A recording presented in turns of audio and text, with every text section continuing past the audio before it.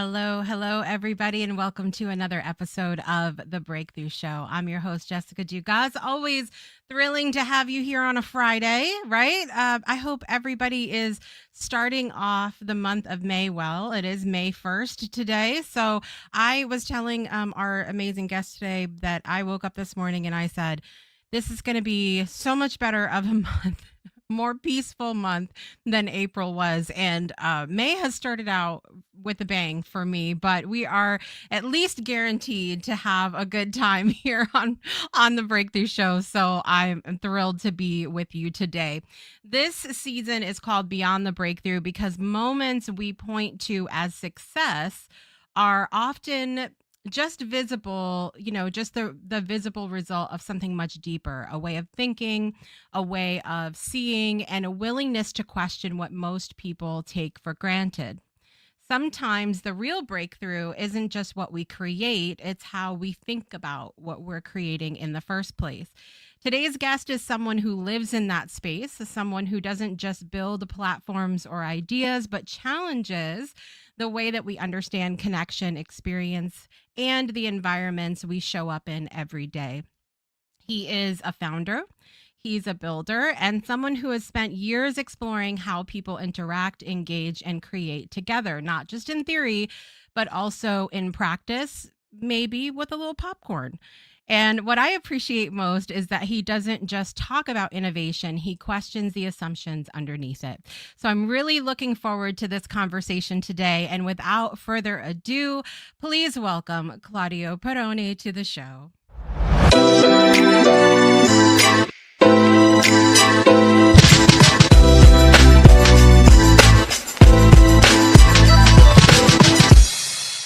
All right, Claudio, it's about time we get to all of the I was going to say the potatoes of of your story, but I think it's more like the pasta or the popcorn to your story. Yeah. The pizza as well. The if pizza, if it's frozen. If it's frozen, if it's frozen. It's good to have you on today. I think it'll be a fun conversation. Awesome to have you here. Thank you. All right. So we've got some friends joining us in the audience today. Good to see all of you here. And let us know as we go on if you have any questions for Claudio or any of the want to chime in on anything that we're talking about. So you came on Project Joy before, so we've had you on there, but we've also seen you so far on every episode of one of our simulcast shows on the network, which is the Rippily Show, which that's your fault, that show. It kind of is, isn't it? Well, when I thought about, how do we bring people to know about the platform, about Rippily, I thought, what would be the best person basically to help me accomplish that? And your name came up. Surprise! Surprise! It was so that finally you could invite me. You could invite me today. That's all I had to do. You see. That's what it was. It was all a scheme. It was a scheme Exactly. to come on the Breakthrough Show. No, I was very excited about the opportunity because it also gave me the opportunity to bring something to life that I've wanted to try for a while, which is setting up a sort of live studio audience environment, but virtually. And that's something that hadn't been done yet. And I was like, well, thanks for the opportunity. Let's do it. Amazing. I did not expect that at all. Like, it's all of your making and it's awesome. Absolutely awesome. It's been really, really exciting. So before we get into a little bit of your story and how you got to this place that you're at now of even building the platform that you decided to build, let's just really quickly tell everybody where you're joining from in the world. And then also, I love to ask people what the word breakthrough means to you before we get into our conversation today. I feel I should have prepared. But anyways, I know my story, I guess. So I'm Italian, from Genova. Christopher Columbus. We discovered the US, right? We discovered America. Okay. I'll take the plural here.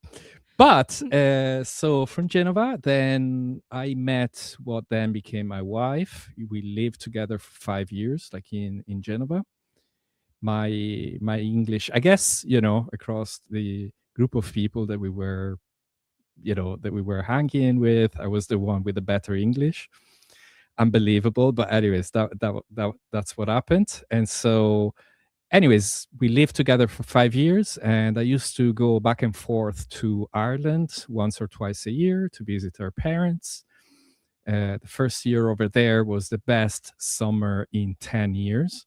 And I played football, well, soccer, whatever, basically every day. I could not walk at the end of the day because we were literally playing every single day. I was part of the family, so the Irish against the Spaniards. And so I got in love, I guess, with Ireland. But then it became kind of natural to move over. So that's where I am right now. I'm in Dublin, and I've been here for the last 26 years. Nice. Long enough. Nice. And you've done a lot of different things. I feel like in that time that you've been in Dublin. I mean, even before then, you've kind of gone through a lot of different types of work. And so we'll dig into that here shortly. Yeah. But to circle back, to put the pressure on that word breakthrough. Breakthrough. What does it mean for you? So so I don't know the definition, but I guess I run a lot of experiments. Okay, so that's the way it happens. And there is one thing about experiments that I learned, and is that there is an asymmetry between the cost of an experiment and the payoff. Right? So sometimes the payoff is just as costly as the experiment itself. And sometimes instead you run experiments that have a huge payoff. Huge payoff. And so those lead to breakthroughs. And sometimes, but anyways, like I'm kind of thinking more like in terms of, first of all, milestones, right? For me, like in my life, at least, moving from Italy to Ireland with a completely, basically different language, a different business culture.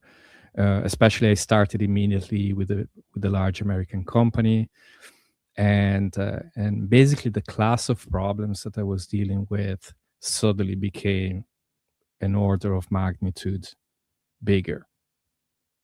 And so the kind of experience that I built was just completely different, right? So you have those kind of ideas where, and I had several moments in life where this happened, and very often it would happen out of a choice, not out of just luck, right? Basically, you experiment a lot, you try a lot of things don't work, and then suddenly you have like a major breakthrough, as in things change in a big way. And I had several of those, I feel, for sure, like in my life. So yeah, so I don't, as I said before, I don't have like a real definition of what a breakthrough is, like, sudden success. To me, like all my life has been like full of little experiments. And bear in mind, I created a methodology for rapid experimentation where I would, once I was telling someone who saw the results of some of the teams I was working with, and then he wanted to know me, right? And I said, you don't understand. I launch about 5 experiments a week. Every single week, I'm 5 experiments older than you. When you die, how old would you rather be? 2 experiments older or 20,000, right? And so it's that kind of attitude. It's not about the big kind of choices, although there have been a few of them, right? So, for example, moving from Italy to Ireland, and I worked for a big company, and I remember like it was full of hopes. And bear in mind, I already in Italy, I worked for Siemens. I left like a hero. Let's say, I had already some major, already made some difference. However, when I went there, I remember like the first week I was completely lost. And because like it was like I was dealing with 8 million pound a day, no, 6 million pound a day, say maybe now way more than $10 million a day, something like that, like suddenly. And you can imagine, with still struggling with the culture and everything, I remember like crying on the first weekend, calling my dad-in-law and say, I don't know if I can make it. I don't know if I can make it. And on Monday, I went to my boss and I said to him, I don't know if I can do this, right? And my boss says, don't worry about this. It probably was joking, but he said, don't worry about this. This is actually when I joined this company. That's what I said to my boss. Don't worry about that. So Wow. that kind of support was sufficient to really to give me that kind of little bit of confidence, I guess, of support that then led me throughout. And I feel that once I've done that, I fear nothing. Yeah. After that moment, I fear nothing.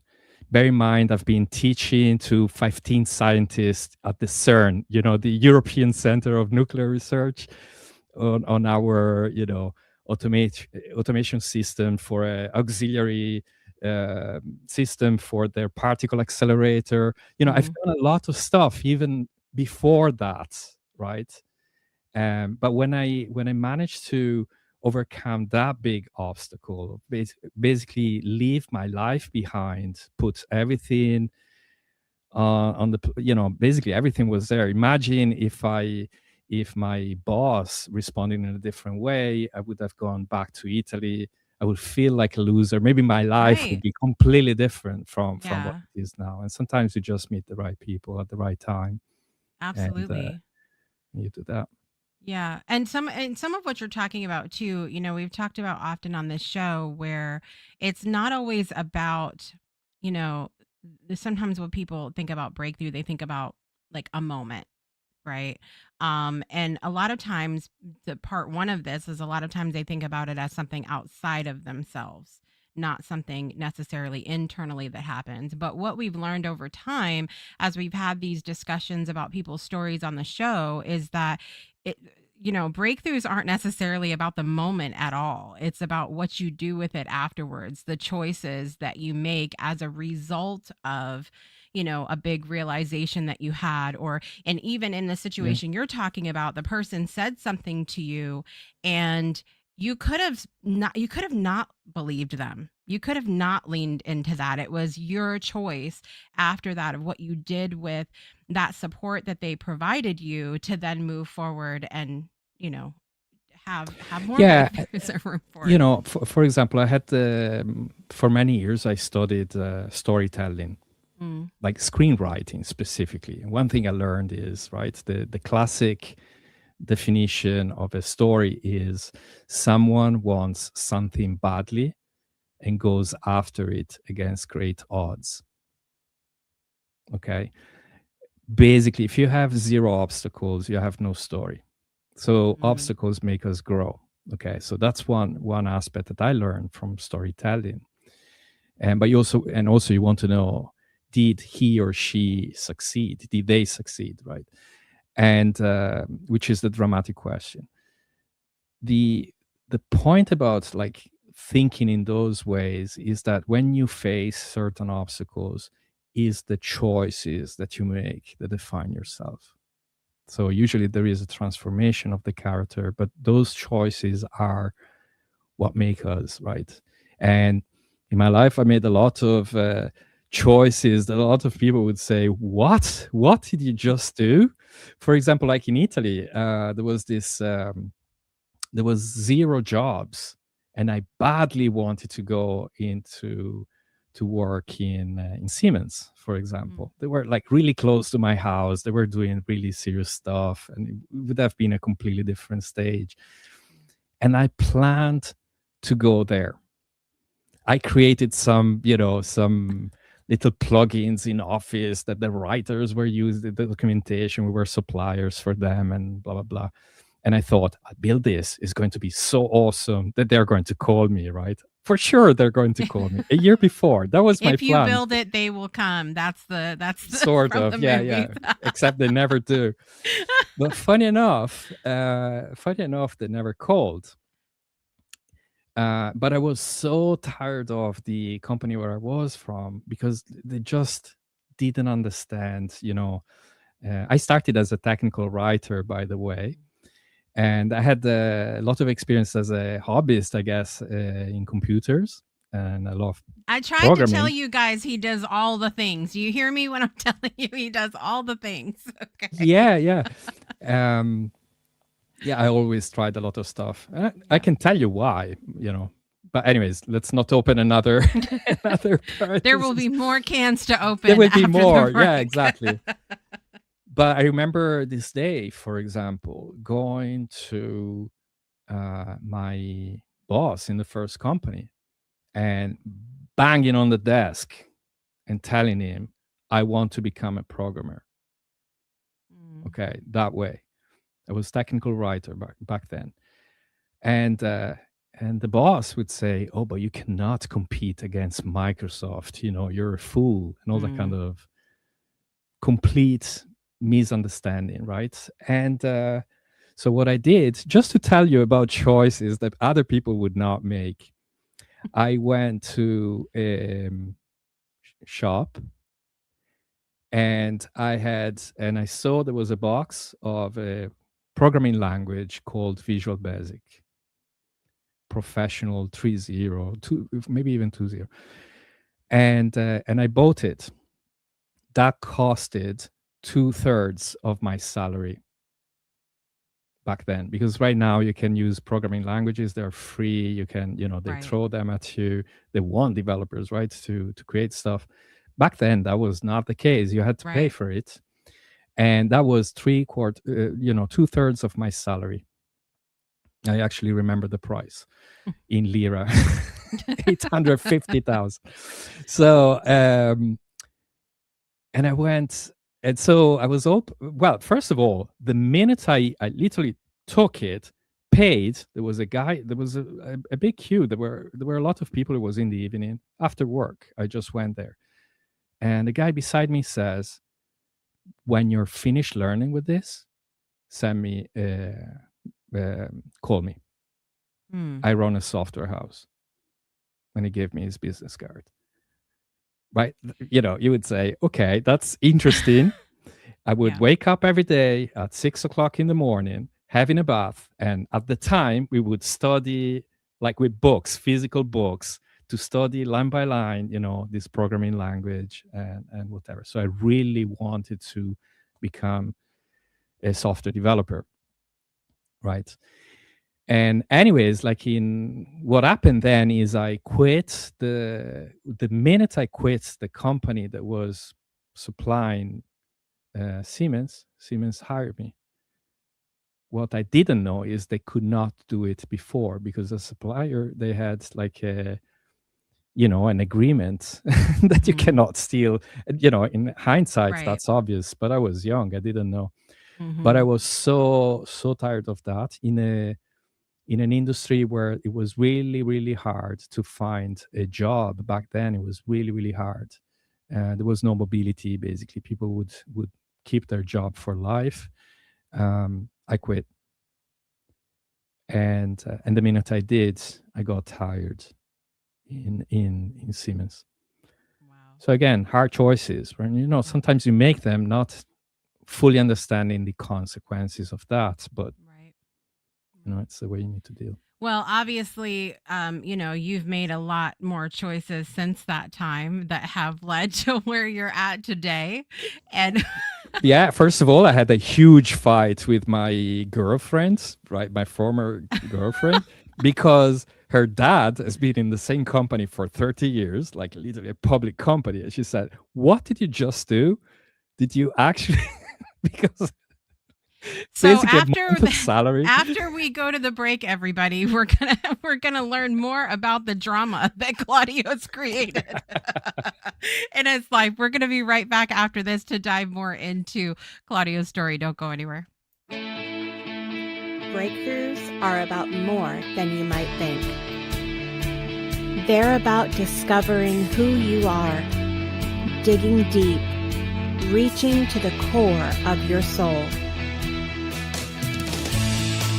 They're about healing yourself, understanding your beliefs, creating a ripple effect. And it's not just those initial moments that matter. It's about using them to bring more joy into our own lives and the lives of others. It's about having fun, letting loose, enjoying every moment life has to offer. It's about finding a safe space. It's about creating connection.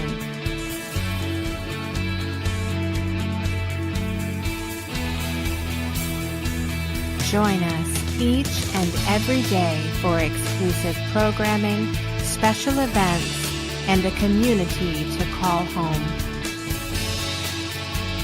where we invite you to explore, change the way you look at and live your life, and go beyond the breakthrough.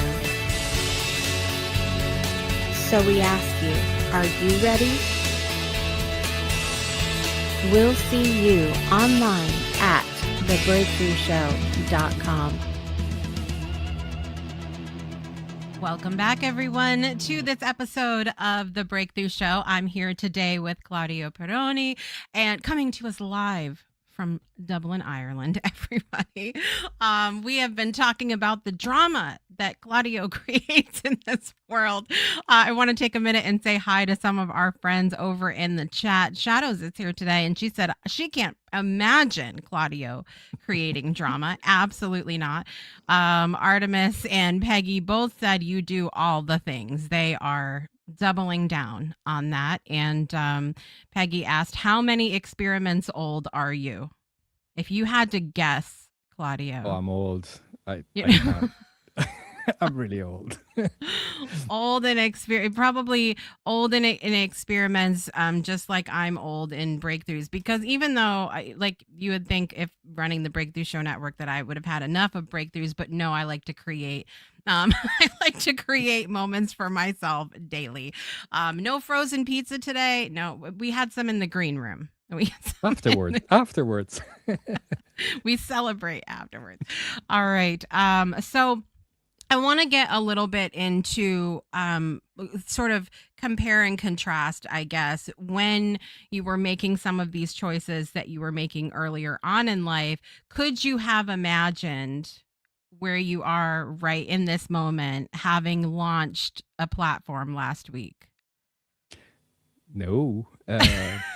No, of course. Well, so imagine this, right? For basically 20 years, well, maybe less, 10 years, I've been basically a consultant, definitely freelance for a long time. Yeah. Before I've been, an employee for large companies. I've been a chief technology officer, new company of the year.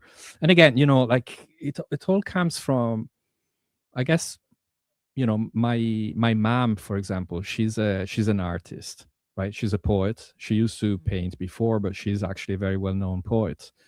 She's kind of a perfectionist. Okay.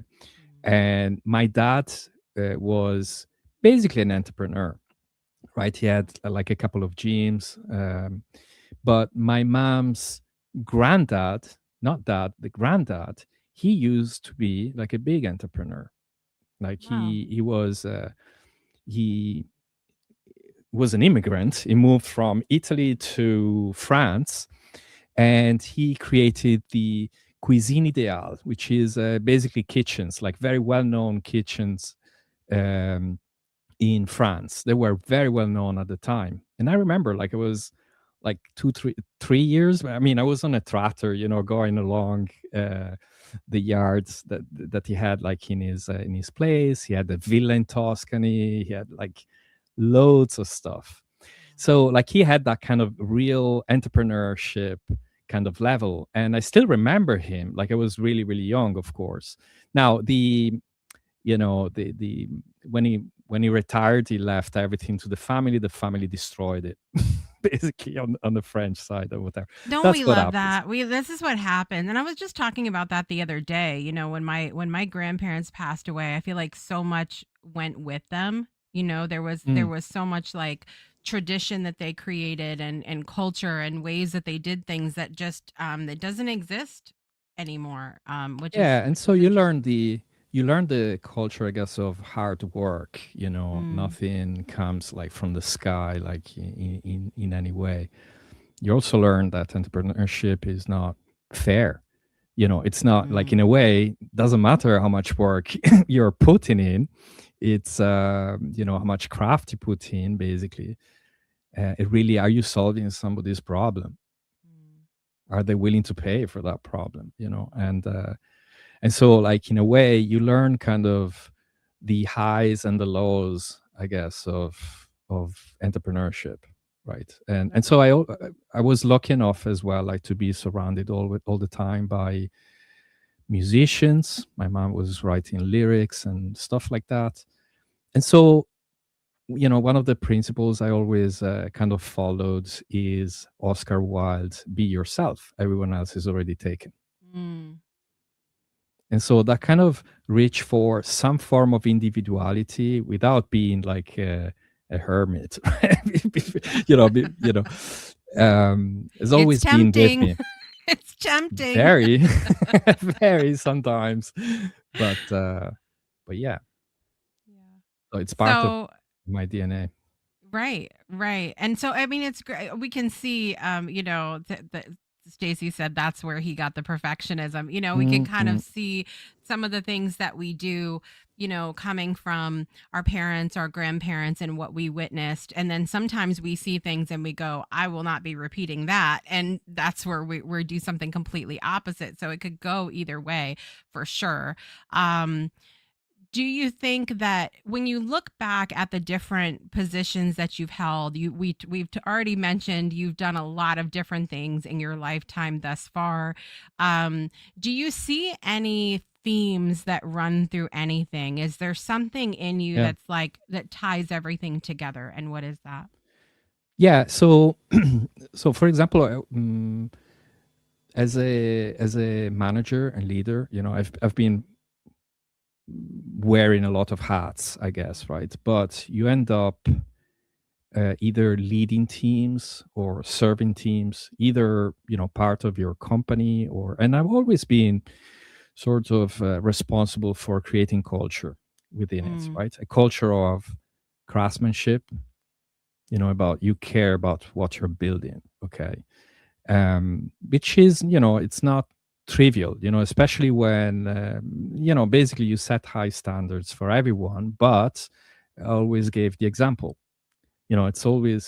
It's easy to tell what others should be doing, but it's a mm, little bit less easy when you're the one who actually is doing it as an example for everyone else, right? And the general theme I always go back to is the epic battle, this kind of idea that I need to have like a big goal along the line. It's like I need that compass, right? When I finally have that clarity, the direction, then I can move like everything to go there. But before, and it takes time. It takes, you need to realize what you want to do in life, and and actually, what was it yesterday? We talked to Leah, mm, and she asked, what was that like? How do you know what you want to do, right? right, And right. well, the thing is, like, I tend to be a generalist. Basically, I want to learn about everything. Mm, I'm curious simply because I'm very curious and I want to know about how to do certain things. And so, especially when you're young, like, the advice really would be try as many things as you can. You don't have right. to, to be fixated on one thing.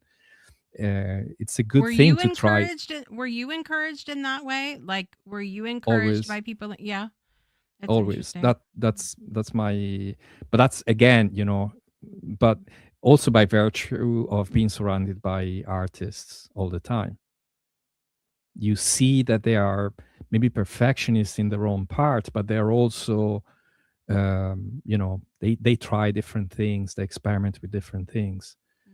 And so to me, like, there was that joke, right, of a journalist asking the Disney Imagineer, these are people who come up with ideas all the time. How do you think outside the box? And the answer is, what box? Like, that doesn't even enter the picture, And so that's what I've been really lucky in my life. And there's always this tension, though, which probably people have noticed, especially people who are in Rippily. There is this tension between perfectionist, as in, setting a standard where basically everything that is a not good user experience in my mind is a sin against humanity. Okay, so that kind of, why did people do it this way, or why do I do it in this way, right? I'm never happy, right? I need to clean, but I need to ship. I also want to ship, right? So the problem is, like, when I was younger, I was a perfectionist and I wouldn't finish stuff. I matured quite lately from the educational point of view, right? I was basically all the time I was like top in my class, and I know I'm smart, right? That I was top in my class. But when I moved from high school to university, that jump and lack of structure completely confused me, right? To the point that I never finished it. I did a year of engineering, a year of maths, right? 2 different universities. And I, again, I either would go and score top on the exams, or I wouldn't go to the exams at all. That was that kind of real bad level of perfectionism, right? All or nothing. And I just, exactly, and I couldn't. So, when then, I gave up finally and entered the marketplace, I guess, and, to work, I realized that I felt I was behind. Other people were either, with a diploma or with something, they were ahead on the work, and I was left behind. And in a way, that saved me, because I felt like a boxer, hungry all the time in the ring. That's the way I felt all the time. So I never stopped studying.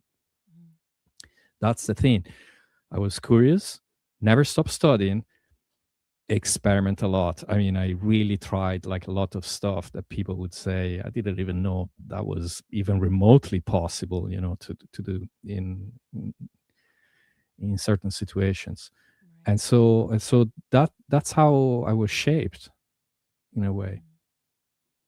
It's amazing to think about, because and I will say, it's getting a little misty over here. Leave it to you to be the one to get me emotional on this show this season. I'll try my best.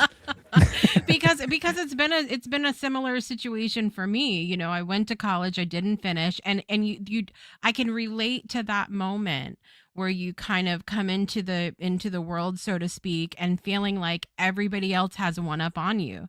Like everybody else has that degree, or they have that experience in your life. And I can also relate to that hunger, that being like, well, I've got to do something here. And I am also a very curious person, and I want to know about a lot of things, and I get very passionate about what I do. And so I just was thinking about that, though, like that I'm glad I didn't put eye makeup on today, because I'm over I was wondering, is that the tear? Yes. I'm having a moment, because I remember that feeling so well, and it's something I still, and I've been very honest about this. There are moments that it pops up now where I'm like, who am I to, in this room full of these people, who am I to? Do you ever deal with that anymore now, or is that feeling completely gone? Well, I feel I'm never done. Mm. Someone just the other day, asked me, how do you feel, these days about Ripley? You must be proud, and you should be, full of energy and inspiration. And I'm thinking, well, you know, you may think that I'm in some form of ecstatic, like feeling all the time, but it's not. All I see is, what I Just need to floating fix on a next. cloud. And it's the scenes against humanity that I need to wash. It's you know, and You spend all day and all night in euphoric bliss. It's what it is. yeah, exactly. Where it's not exactly like that, let's say, but I mean, there will be a time, and then obviously, I'm very proud of how things are going. I love the fact that there is a community that absolutely loves, this. The platform and the people in the platform. Of course, it's what makes the platform to begin with as well. But yeah, I can't rest right now. I don't feel I can. I feel just we need to move next, because there's no amount of um how can I say, self praising or Mm. somebody else's praising that actually will move things forward right now. Yeah. So Yeah. So you mentioned, really doing a lot of experimentation in yeah, your life, and I want to briefly mention, the one of the methods that you mentioned actually has a name to it, and that's why we kept mentioning popcorn yeah. earlier. Briefly tell people about your creation of Popcorn Flow, and do you use that method that you created in Yeah. creating Ripley? So yeah, so Popcorn Flow stands. Popcorn is basically an acronym that stands for P for problem, options, possible experiments, committed, ongoing, review, next. And There will basically, be a quiz. there would be There will yeah, be exactly. But basically, I will put these steps in a board, like in a whiteboard, like columns, right? Problems, options, and so on. And I use that all the time. I still use it, but I really used it all the time. Imagine, as a consultant, for example, one thing I learned is that I hack systems, right? But I also hack cultures. And one way to hack a culture that I found was, well, a hacker needs to find the entry point. What is the Mm, weakest point that I can penetrate? And that's problems, not yeah. mine, but yours, right? So you enter in an organization and you say, well, let's not even discuss about, you should do this or you should do that. Let's Mm, start with problems. What problems do you have? If I agree with that, maybe we could do something about it. So I'm sure, like, if a lot of solopreneurs are here, like, watching the show, and so you could say, well, do you want more customers? That's a problem. Or do you want a way to acquire new customers? That's a problem. Can we agree with that? Okay, let yeah. maybe analyze that with problems, sub problems, observations, basically. And then you would say, okay, what options do we have? Right. And you start, and I don't know, I'm just throwing it there. You can, in LinkedIn, you can do this tactic or that tactic. Okay, which one are we going to do first? Which one, do you find as an option that you would like to try? Let's try with the little experiment. What is something that we can try just that lasts only 3 days or a Right. week? But Right. at the end of that, here's my expectation, that you will find uh, 5 people or more who will contact you to ask for your services. Okay, so now you have an experiment, which is a concrete step. You're going to do an action. Let's not even go like in a specific action, but it could be, I don't know, I'm going to write 5 comments every day that lead to my bio. And the bio needs to be sort of a landing page that explains my services, right? So I'm going to write 5 comments a day for a week. At the end of the week, I'm going to find at least one person who will ask for the services or will contact me for the services. That's an example of just a little experiment, right? That someone can do. Basically, a very concrete step, which is time bound with an expectation, which we're going to review next week. Right. And so on review, then you have, okay, what did we agree to do? What actually was done? What was the expectation? What is reality? There's usually a gap between expectation and reality. No. And sometimes it's all positive, and that's okay. But sometimes the expectation is not. The reality doesn't match expectation. That's not frustration. That's learning. When we have that gap, that's when you start thinking about, it didn't work that way. Right. Maybe I need to tweak something. So imagine that I've been doing this kind of experiments absolutely all the time, right? I worked, for example, as a lead venture builder. That's another life that I had.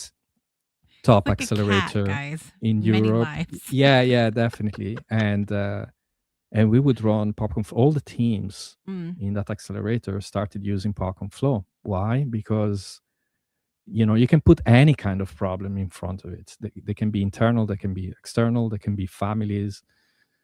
People, they've been using it in all sorts of ways. Schools. I may have even tried it from time to time over the last little while.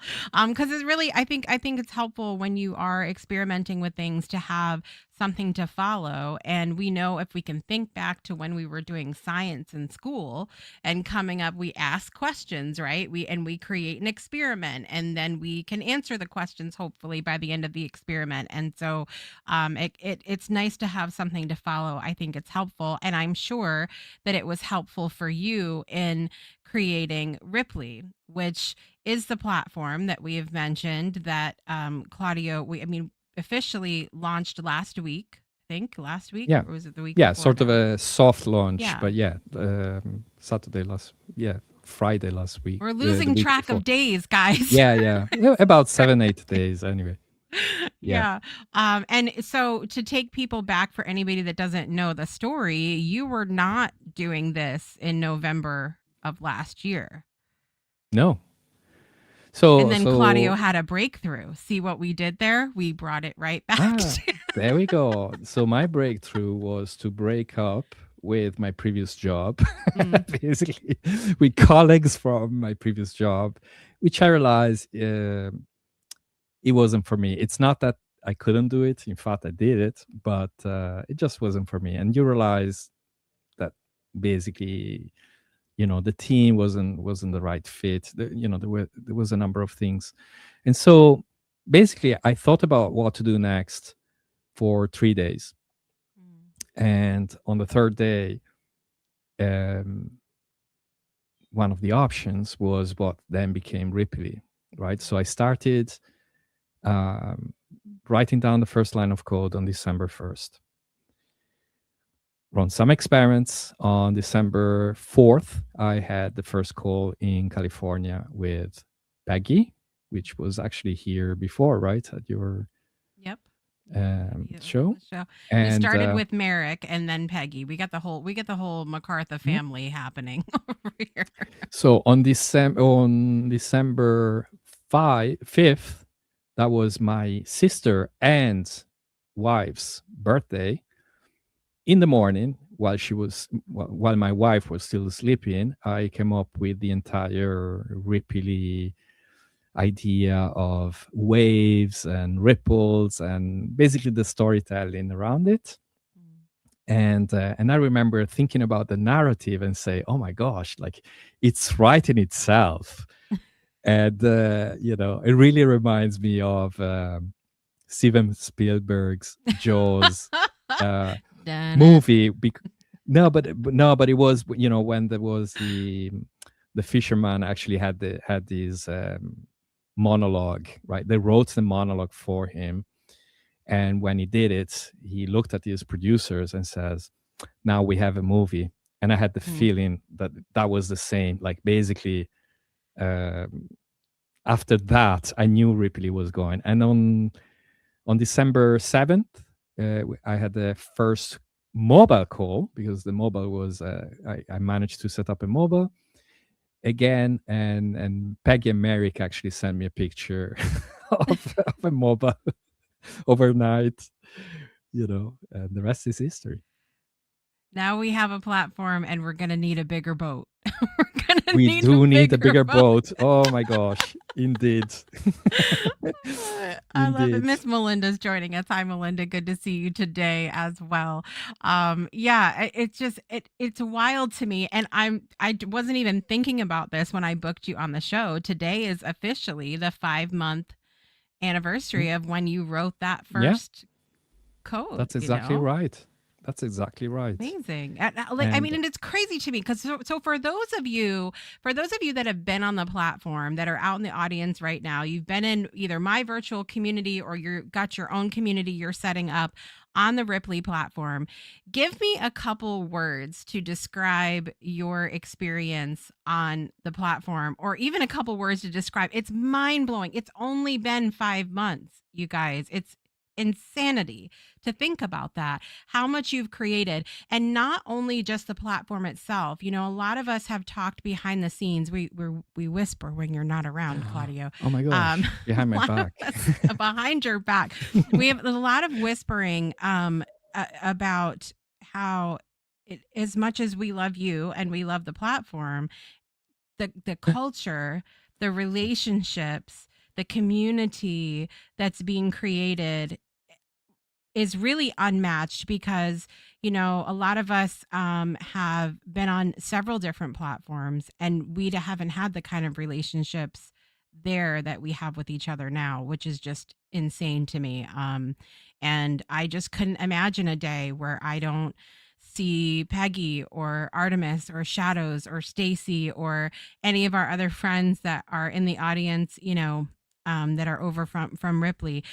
Stacy said it feels like home. Yeah, Feels like home. and yeah, I don't know if I can take credit of that. Obviously, it's you created a bubble. You're within the bubble of the people we know. Um, but yeah, I guess the platform itself, what Ripley does, it does create the conditions so that these kind of behaviors happen, right? And hopefully, we will have a lot more people as well to grow. But so far, like the response has been absolutely great. And as you know, and here, like I draw from my experience as a lead venture builder on launching startups. I do feel that the first time experience is absolutely crucial at this point. And I'm already trying to not to stop people, but I know everyone is so keen about referring to others We're and telling excited. exactly, in a way it's a good sign. On the other hand, I'm thinking I need to build this bigger boat because it's like when we started the beta program, um, after a week I had to close it because it was getting out of hand like right away, and the risk is that it will get out of hand again. Yeah. um, these I are good want to problems to have. absolutely, absolutely. And I want to tie this in before we go to our last break here real quick. Artemis said you intentionally built a platform that encourages connection and creates Mm, community. And to tie this back into, the idea of breakthroughs, Ripley yeah. itself is a huge breakthrough. Now we get to Oh choose yeah. what to do with it. We get to make it a breakthrough that lasts and makes a difference in this world, in each other's lives. And um, it's exciting. It's exciting. I know that a lot of people have felt the same way about seeing it being built. And now it's out there in the world softly, and then it'll Hopefully, it'll but grow then it and would it'll be be hard. exciting. Yeah. Yeah. Yeah. It's It's true. It's exciting. true as well on the break on the breakthrough, right? In a way, a lot of people have seen, well, a lot people here certainly have seen It's a lot. Okay. Ripley a lot, like the population has seen uh, the growth of Ripley, because yes, it's a community platform, it's a virtual gathering platform. It is designed for communities, and definitely I feel that one of the breakthroughs really has been in the middle of it, when I started adding discovery. I mean, it was part of the plan all along, right? My positioning statement for Rippling hasn't changed uh, anything at all, but the features around it have, right? And so when you start actually building something towards that vision, and then you see the consequences that it brings, and this kind of idea of actually saying, okay, this is not just like cameras on a background. There's a lot more attached to this, and it's not just the interactivity, is actually what it enables, how people discover each other, how people visit. So that's what is creating, like a like the to me the breakthrough is actually to realize, wow, people, first of all, I haven't built it for a community, I build it with the community, right? A lot of stuff came together with, even fighting sometimes about, certain, the amount of harassment. Yeah, my skin is getting, thicker and thicker, but yes. I feel like this is one appropriate moment to say sorry, not sorry. kind of moment. Listen, we're gonna take one more quick break. We're gonna listen to Dorothy read the For Love poem, and when we come back, I've got a couple quick fire questions to ask you, and we'll of course let everybody know how they can come and join us over on the dark side, aka Ripley. We'll be right back after this.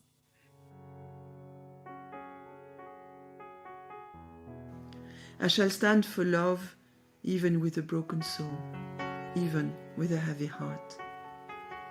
I shall stand for love, for the world is wounded, not just my little piece of land, where I am mostly safe, where I am mostly well, but our world, everywhere, every day. I shall stand for love, because we need more light, not more death, not more power, not more bombs. I shall stand for love, so that our children are safe, so that our friends are sheltered, so that our borders are open. I shall stand for love, even with a broken soul, even with a heavy heart. Welcome back, everyone, to this episode of The Breakthrough Show. We have been diving into the absolute chaos that has been Claudio's life here today. Listen, I personally am really happy for and thankful for the breakthroughs, not only the breakthroughs that you had in your life, but the choices that you've made as a result of them, because we wouldn't be in this space that we are without those moments. And sometimes even, guys, when the breakthroughs that we have, they're not easy moments. They're not easy choices. And but we can look back and go, if that didn't happen, wouldn't be where we are today. And so thankful for all of those things. I have a couple fun questions for you. Yeah, go ahead. Some fun questions. Okay. So some of these might be, maybe a little bit deeper, but first thing that comes to mind, that's what we'll go with. All right. Number 1, when you're not building or solving problems, who are you? A table tennis player. That's what I mean, the thing is, like, people don't know, but I'm actually a coach. I am a coach. I'm a boy. Okay. I'm supposed to play table tennis. I'm a real boy. Exactly, with the little voice. I'm supposed to play table tennis. I told you guys it was going to be mayhem. You hear me? Go ahead. Well, that's the very first thing that comes to mind, I guess. Yeah. Yeah, but the thing is, like, even at the club, I managed to triple the amount of members at the club, because I was doing what I like to do, which is like to experiment, to launch stuff. And so I don't know, it's part of the being curious about everything. there was a table tennis player who one day like came to me, like a professional, like a former European champion, and he says, I'm transitioning my career to, from sports now. I'm not too sure what to do. I need to enter your head. How do you think? Basically, Help.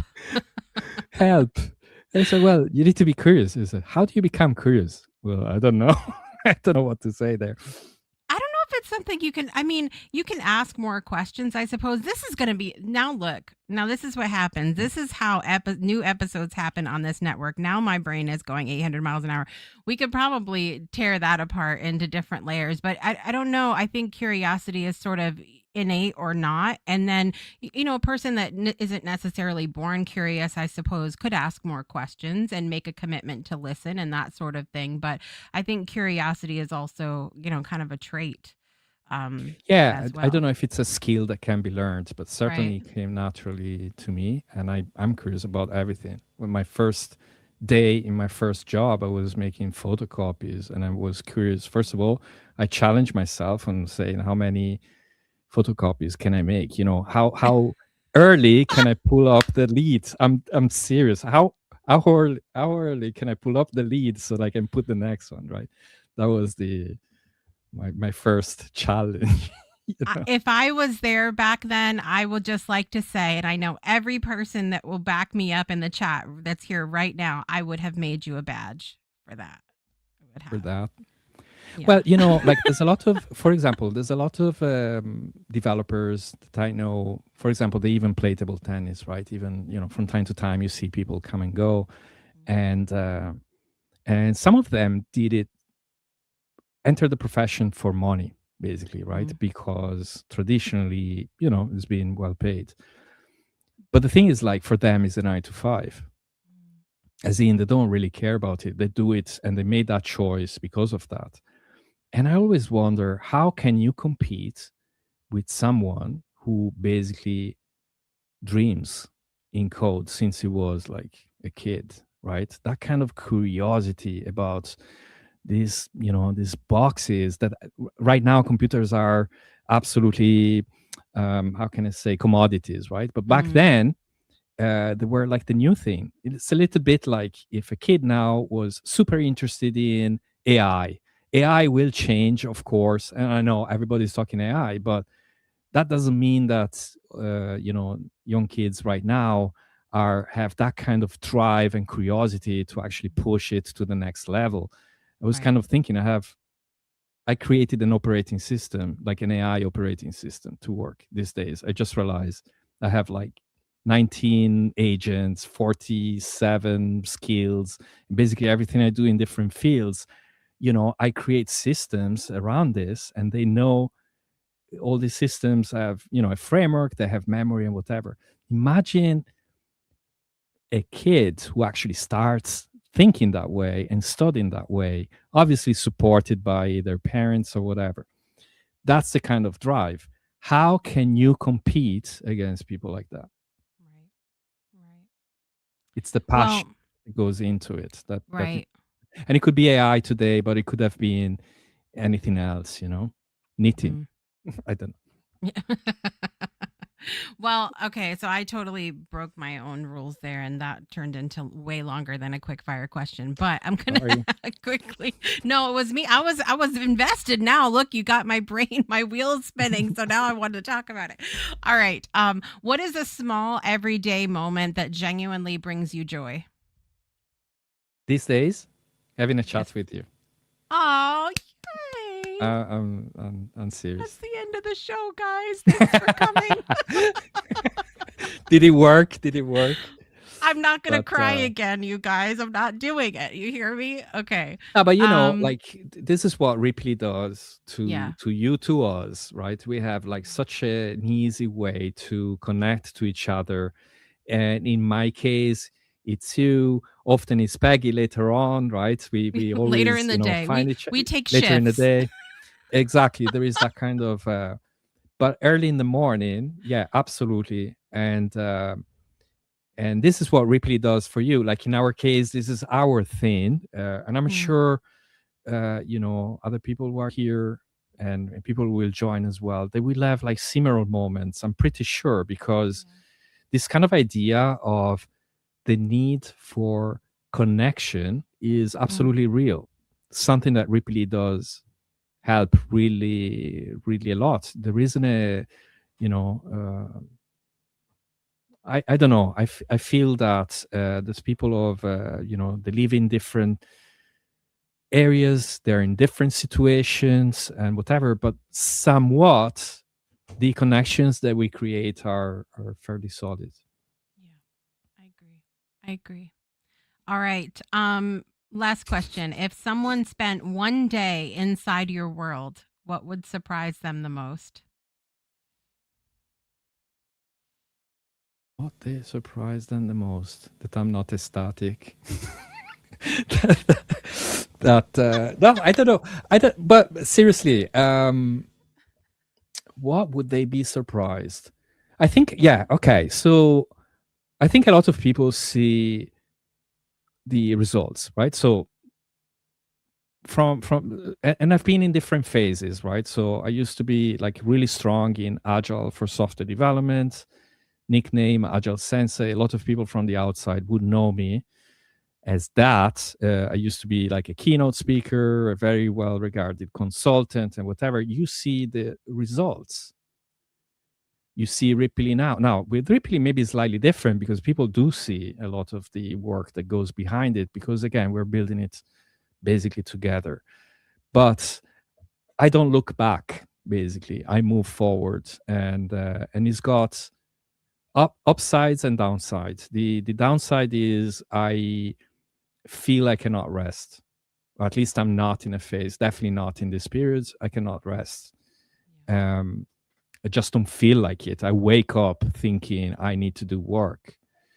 So that's the downside of it, right? You would think, okay, like he's accomplishing something, or he's being successful in different areas, but I don't feel like that at all. So I would rather, and in a way, I envy people who are much more relaxed about life and they have like a better, but that's the thing. Yeah. Well, thank you for indulging in those questions as we finish up today. I would love to finish up with first letting everybody know how can we've talked about Ripley. How can they find it? What should they do now that they know? Well, first thing to do is to go to rippily.com for sure. And there is a start for free, but there's also get a demo. How about you get a demo to begin with, right? So you see what's possible, and you get to talk to, someone in the community who can, give you like a nice tour, So yeah, there we go, rippily.com. That would be the first step I would do, because you get to learn, what resources are available. You get to play with things. People have been using it in different ways. We know that, right? For teaching others, to connect, to do storytelling, to do meditation, to do workshops, co-working spaces. There's so many things, and so it is worth getting a demo, and then play with it, explore it. Love it.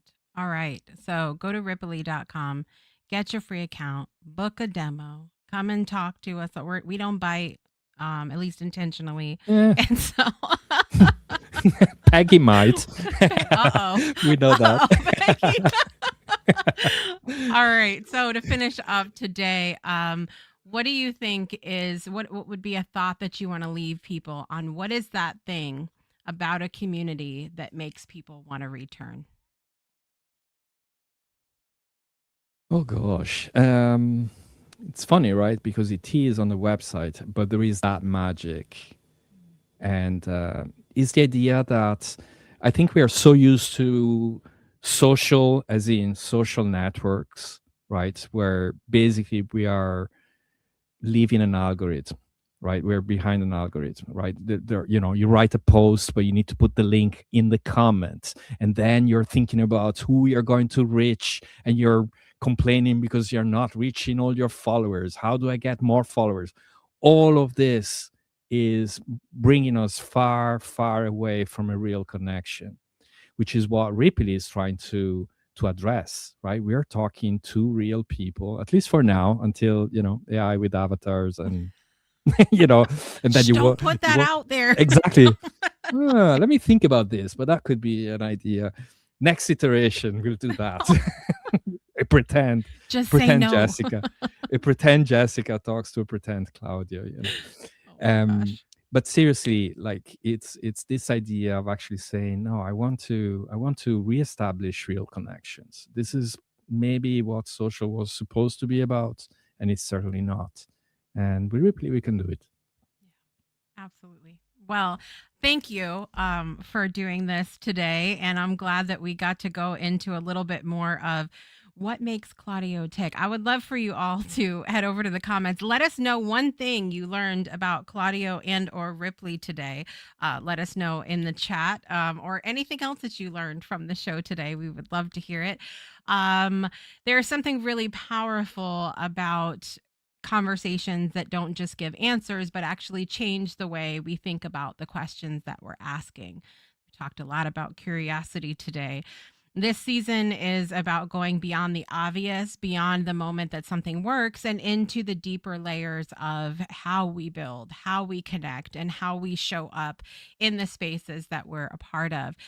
Today's conversation is really a reminder that sometimes the biggest shift isn't external. It's not those breakthroughs that happens out here. It's internal. It's the moment that we see things differently. It's the moment that we make the decision to make new choices. So thank you, Claudio, for bringing your perspective, your curiosity, and your willingness to challenge the norm in this space that you're creating. So I appreciate you being here today. Thank you. Thank you. Absolutely. All right, everybody, thank you so much for watching or listening wherever you are in the world today, whether you're here live or on the replay. And we're going to see you next time. Next episode of The Breakthrough Show is happening Friday, May 15th, 2 p.m. Eastern time. We have Bethany Miller that's going to be on the show, and she created the Rise Up to Wellness community. And I'm excited to finish out part 1 of our season, and then we'll be back in August. So super exciting. Great start to season 9 of The Breakthrough Show. I'm your host, Jessica Dugas. This is Claudio Perrone, and we want to remind you to make every day a great day for a breakthrough. And we'll see you next time. Bye, everybody.